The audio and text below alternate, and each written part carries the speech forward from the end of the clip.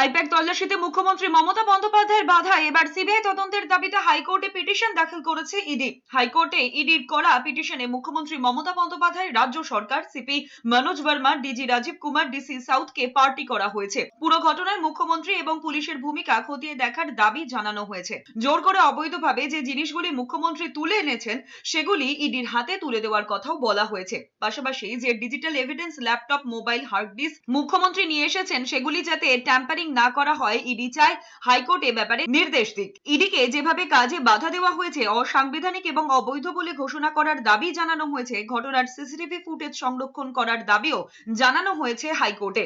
বিচারপতি শুভ্রা ঘোষের বেঞ্চে দৃষ্টি আকর্ষণ করা হয়েছে। আদালত মামলার অনুমতিও দিয়েছে। একই বেঞ্চে আগে তৃণমূল কংগ্রেসের দায়ের করা পাল্টা মামলাটিও উঠেছে।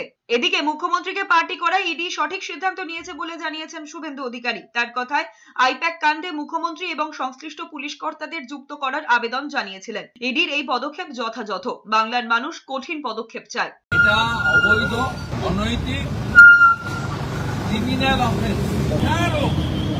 তারা 1 নম্বর রেসপন্ডেন্ট মুখ্যমন্ত্রীকে করেছেন, যিনি সরাসরি এটা করেছেন, আইপিএসদের করেছেন, সিবিআইকে ট্রান্সফার করতে বলেছেন।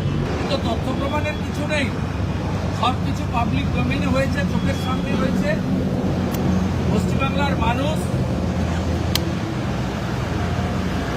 কঠিন এবং কঠোর ব্যবস্থা চায়।